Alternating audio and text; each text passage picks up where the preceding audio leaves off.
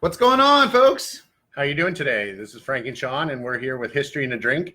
Today we're going to talk about the Battle of Puebla, which you guys here in America know better as the Cinco de Mayo. We should have done this last week, but we are a little slow on the uptake on looking at our calendars. But who doesn't want to extend Cinco de Mayo for another week? I blame the tequila. So, yeah, exactly. Yeah. And so that's what we're going to look at today. We're going to look at tequila and mezcal. And our drink for today is Paloma. So you take, it's tequila, grapefruit juice, and then grapefruit soda. And the one that I got is Fresca, because everywhere I read that one's the best one there. You also need a little bit of salt, and I use Himalayan sea salt or Himalayan salt with a little cayenne pepper in there. And you put that on the side. We take and put it in our fancy glasses and put a little on the side there. Yep. So I'm going to make one for us. Excellent. So I'm going to make it in here because we're going to be drinking this for a while. Sure. So tequila goes in first, and normally it's 2 ounces of tequila, but we're making some big ones. Sometimes it's a little more than 2 ounces of tequila, let's be honest. So it's 2 parts tequila. Let's go like that. Holy smokes. 1 part grapefruit juice. Gives it a nice tang. Yep.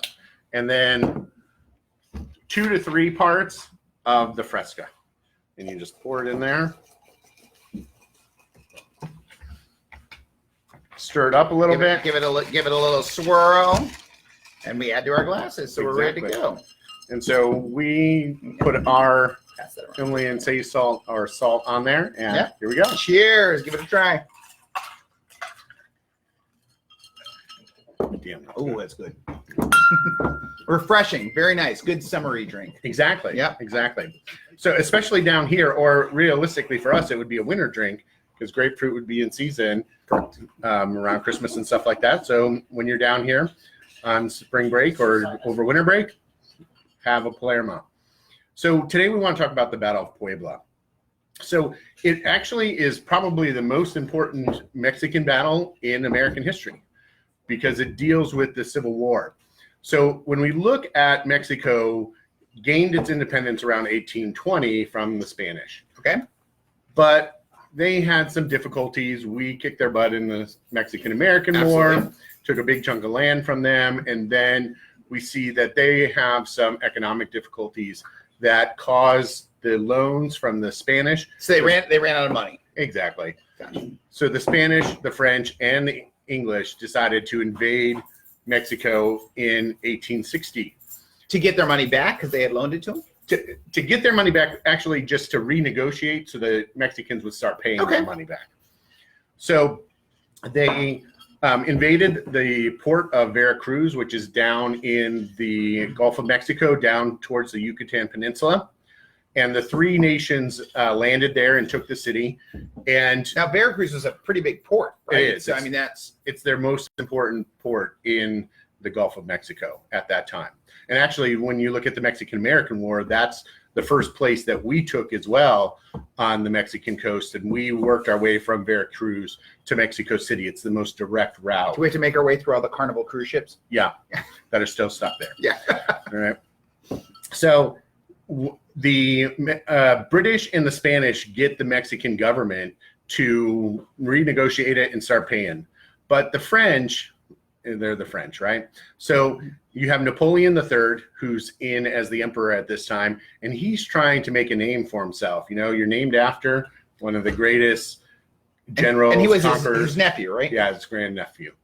And so he wants to create this bigger empire for Mexico, and he wants for France, and he wants Mexico to be part of it. So he continues to invade Mexico with the idea of taking the whole thing.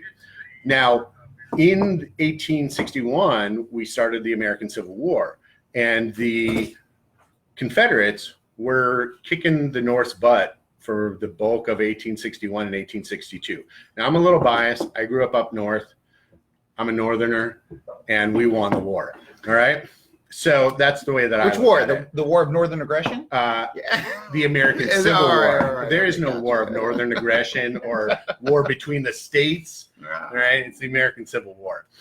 So as we look at that, the French were one of the nations that the Confederacy was courting to recognize them and to help them fight against the Union. Which would have been a huge boon to the South. Exactly. And with, especially with them and their supply chains. Right, exactly. Because the Union Navy was using what was called the Anaconda Plan, and they were trying to stop all ships from going into the southern ports. Okay. And that was huge for the South because they had a very small Navy. Most of the Navy prior to the Civil War came out of the North. The captains of the ship, the sailors all came out of the North. So that was the one huge thing that the Union had as a benefit throughout the war. But if the French could sail into Veracruz and bring supplies in, then they could transport them to the Mexican-Texas border. Via land and come Right. through that way. And go right in. Yep. So when we look at American history, the French were important for the American Revolution because they're the ones who recognized us at this point and allowed us to become our own nation. Yep. So the Confederacy kind of looked at it at the same way. Now, one of the big things holding the French back from backing us was the slavery that was going on in the South and how it was used as its agricultural basis. Because both at that time, both France and England were against slavery. They Had abolished slavery in their own kingdoms. So that is the one big thing that's holding them back. And so in 1862, throughout the summer, the South is just kicking the North's butt. And to the point where Robert E. Lee decides he's going to invade the North, and he goes into the state of Maryland, and he gets stopped by a Union army at a place called Antietam. Right. And that's the bloodiest single day, I believe, in American history. It's the bloodiest day in the American Civil War. Over 25,000 casualties in one single day. The Battle of Antietam. Yeah. So when you think about that, you think about Vietnam with 56,000 deaths. That's almost half of it in one day. So that is huge. So the Union is able to defeat the Confederacy there and push them back. And that's when Abraham Lincoln gives his famous Emancipation Proclamation. Now, the Emancipation Proclamation is the myth of it that it freed the slaves. It really didn't free the slaves. What it said was that the North had the ability to confiscate any property in rebelling territory. Which a slave would be property. Correct. So they could confiscate those slaves, and then they could do with what they wanted, which was Like free freedom. them. Yeah. Exactly. So when he issues that, both Great Britain and France, who were really close to backing the Confederacy, had to step back because the Confederacy would not do anything about slavery, and it was the whole basis of their economy in the South. Gotcha. And so when we look at the Battle of Puebla, the first battle on May 5th of May 5th, Cinco de Mayo. Exactly. Yeah. That slowed down the French so that they did not have a complete supply line to the American border by the time the Emancipation Proclamation was given.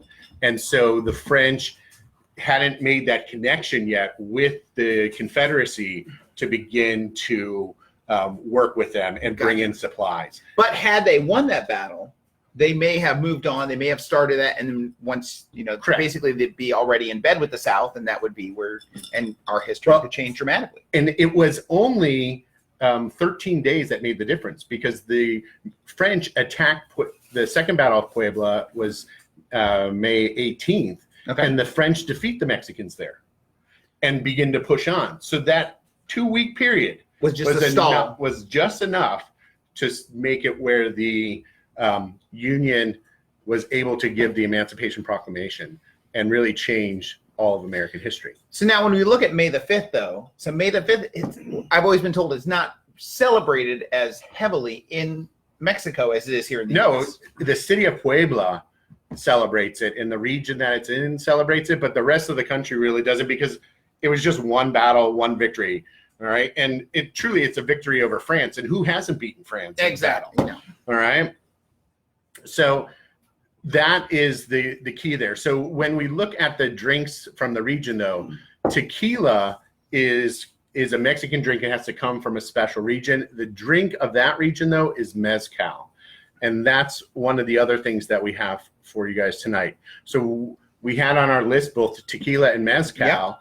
And the way they drink tequila or mezcal in Puebla is by the shot. And then what you do is have here. You also have limes, lemons, or oranges. And what I put on that was a little bit of salt. Now, that looks like special salt, though. It is. Excellent. My wife was pissed because I spent $25 on this little bit of salt.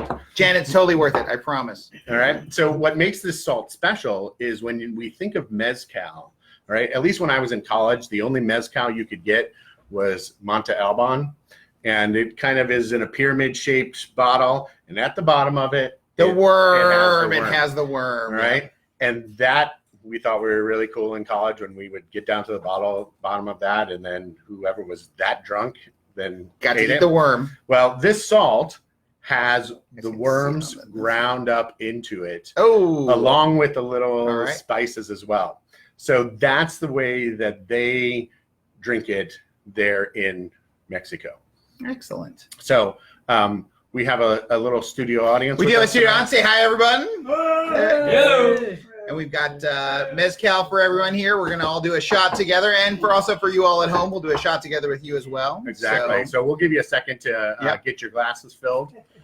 Yeah. All right. Get your lime ready with your, you may not have your worm salt on your lime, but that's okay. We'll have it for you. Yeah.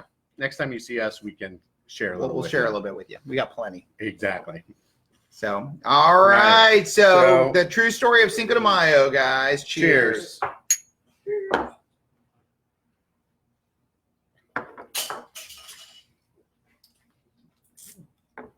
Ooh, that's good. Very smoky. Smoky. Whoa. I haven't done a shot like that in a long time. At least since last week. Well, maybe. So, but that also too, guys, I know he said $25. That salt was absolutely phenomenal. That had some smoke and some spice in it as well. And you can actually taste a smokiness in the mezcal too. Right. And that's the big difference between mezcal and tequila. So tequila has to be made out of 100% blue agave. But there are lots of different types of agave plants. Which agave is a cactus. Correct. Yeah. And so in the other parts of Mexico, they grow these other types of cactuses. And when they produce these and they smoke them. Okay. Ooh. And so they char the outsides of them to kind of make them the flesh a little bit more accessible, I believe. Okay. And that gives it a little bit more of a smoky taste to it. Delicious. Yeah, it was delicious. So, and I tried to find a drink that would have mezcal mixed into it, but they just do it in shots for the most part there. So we decided that we weren't going to bastardize some other drink and add mezcal. Well, the nice thing too, and I'm not as familiar with mezcal, but tequila always had that kind of that little bit of that aftertaste to it. And it's a little bit of that almost bite to it, whereas this was much smoother, had that smoky, so it almost had more flavor to it than just that punch that you get with tequila sometimes. Exactly. Although tequila in the Palermo is fantastic. Yes. So, so now, normally it goes in a Collins drink, but we are using our handy dandy 99 bottles. So make sure you stop in there, get yourself some beer from there, and enjoy. So I think that does it for yeah. Yep. We talked about that. Yep. So we thank our studio audience for being in with us tonight. Thank you guys very much. And we thank for all you guys being at home. Next week we're working on hopefully something a little bit fun. We may have actually a special guest with us next week, so we'll give you guys the heads up on the weekend. We will be back on Tuesday. Back on Tuesday. Awesome. So be ready to roll. So happy drinks and happy history and a drink to you guys. All right, enjoy. Yeah. Woo!